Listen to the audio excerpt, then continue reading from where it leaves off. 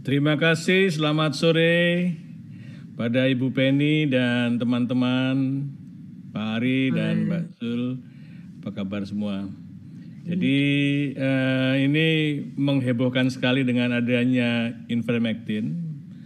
Dan tadi semua sudah mendengar bahwa ini adalah obat keras. Pengertiannya obat ini bisa merugikan.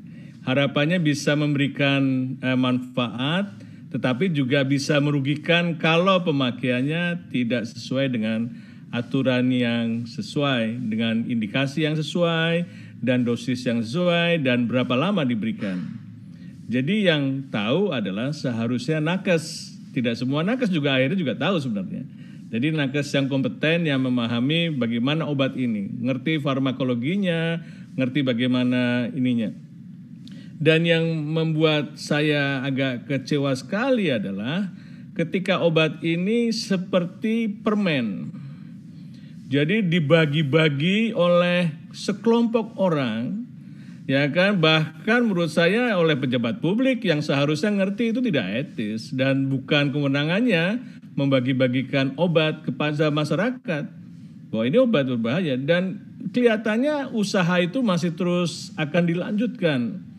Jadi kalau Badan POM melakukan tindakan atau melakukan pendidikan juga pengawasan itu sangat penting. Karena apa? Karena konsumsi obat yang tidak benar itu akan merugikan masyarakat.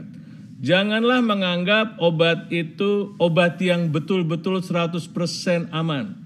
Obat bisa seperti pisau bermata dua. Ya kan, ini yang paling penting. Apalagi banyak masyarakat yang tidak menyadari, apalagi obat ini dianggap kayak obat dewa. Bisa mencegah, bisa mengobati, ya kan? Jadi seperti dicari-cari orang, ya, dan itu menjadi suatu yang menurut saya tidak sesuai dengan aturan. Tidak sesuai dengan aturan, Badan POM berhak melakukan penindakan kalau aturan itu sudah diedukasi tidak dipenuhi. Atau peringatan terbuka oleh ke publik, dan ini penting sekali. Jadi janganlah kita sebagai anggota masyarakat mencoba mendiagnosis sendiri.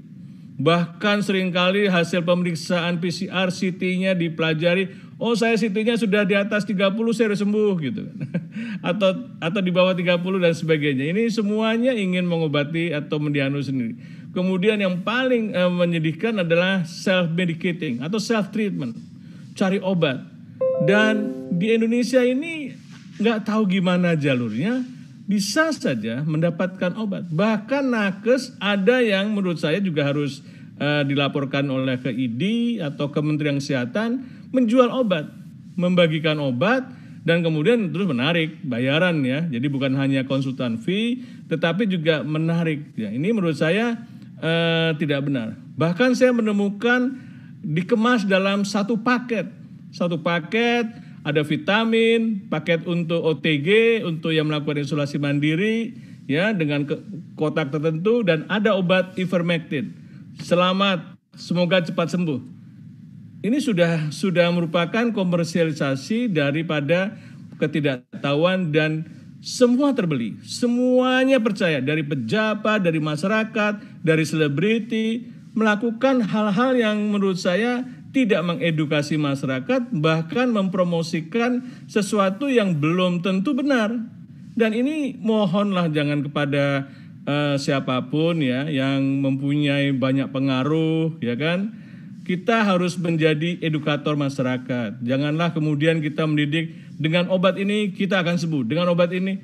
Bahkan di dalam suatu pertemuan PT Harsen dengan sesuatu kelompok mengatakan obat ini mampu mencegah dan juga bisa menggantikan vaksin.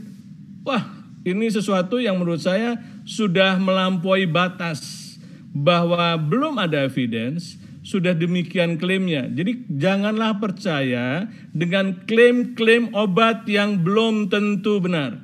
Ya kan? Atau nanti suatu chart ini masih berlanjut terus nih. Sejak tahun lalu klaim-klaim itu selalu berlanjut. Tanpa riset yang baik, tanpa penelitian yang bisa kita percaya dengan cara-cara yang betul kita pahami dan terbuka, itu kita tidak akan bisa, tidak mudah percaya. Kita harus skeptis. Ya, jangan percaya, oh kalau sudah dipublikasi di jurnal, kayak Dr. Ari tadi melihat beberapa banyak jurnal yang sudah publikasi, sampelnya kecil kelihatannya manfaatnya luar biasa besar. Begitu sampelnya cukup besar, ternyata tidak ada manfaatnya sama sekali untuk mengurangi kematian misalnya, atau untuk mengurangi efek yang kita tidak harapkan. Dan ini menurut saya dalam protokol pun juga demikian.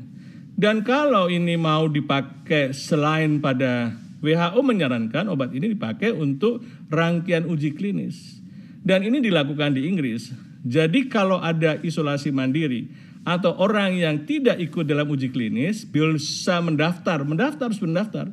Karena dia bagian daripada, ada bagian dari penelitian yang tidak dirawat di rumah sakit tetapi termonitor. Obatnya juga tercatat, efeknya tercatat, hasilnya juga tercatat. Bisa menjadi data yang jauh lebih kaya di mana kita bisa menganalisisnya, yang kita sebut sebagai principal study di Inggris, tapi juga baru mulai.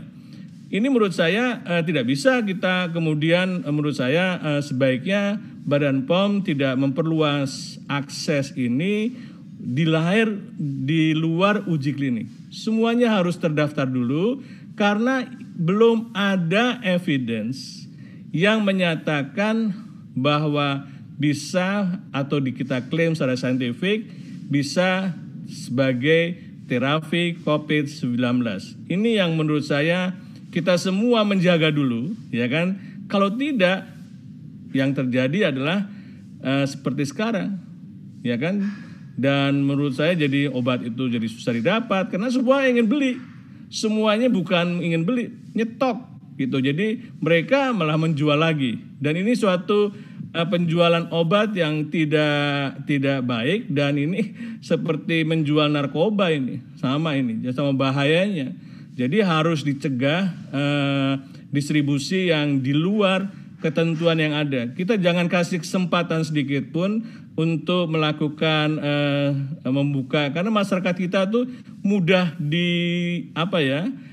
diiming-imingi, mudah dibujuk, dan itu dilakukan secara sistematik oleh banyak pihak, termasuk kadang-kadang acara-acara TV, dan yang padahal TV juga kadang-kadang dimanipulasi bahwa seakan-akan obat ini sudah disetujui oleh Badan POM untuk terapi COVID, bahkan banyak juga yang menyatakan demikian, padahal jelas-jelas sama sekali bahwa obat ini belum disetujui untuk terapi COVID. Bahkan ini hanya untuk sebagai antiparasit. Dan tadi kita tegas bahwa semua, jadi kita juga bukan hanya obat ini ya, banyak obat-obat lainnya yang juga banyak dipakai untuk isolasi mandiri. Sebaiknya jangan mudah mengkonsumsi obat. Misalnya steroid. Apa yang terjadi di India? Jamur hitam. Karena banyak masyarakat yang mengobati dengan steroid. Steroid itu memang seperti obat dewa juga, semuanya mengkonsumsi. Dan ini juga mungkin harus salah satu obat yang juga harus dibatasi supaya jangan masyarakat mudah untuk abuse. Jadi semuanya seakan-akan obat itu demikian hebat manfaatnya, tapi padahal obat itu tetap harus diawasi pemakaiannya. Walaupun obat itu sudah terbukti bermanfaat, tetap harus diawasi. Tidak bisa tidak. Efek samping jangka panjang aja kita belum tahu. Apalagi dikonsumsi tiap hari untuk pencegahan. Apa yang terjadi? Tadi Dr. Ari mengatakan kerusakan hati. Kalau hatinya sudah rusak, nggak ada pilihan lain kan? Jadi ini malahan menambah beban daripada pandemi ini, adanya penyakit atau kerusakan-kerusakan organ akibat penggunaan obat yang tidak sesuai atau tidak rasional.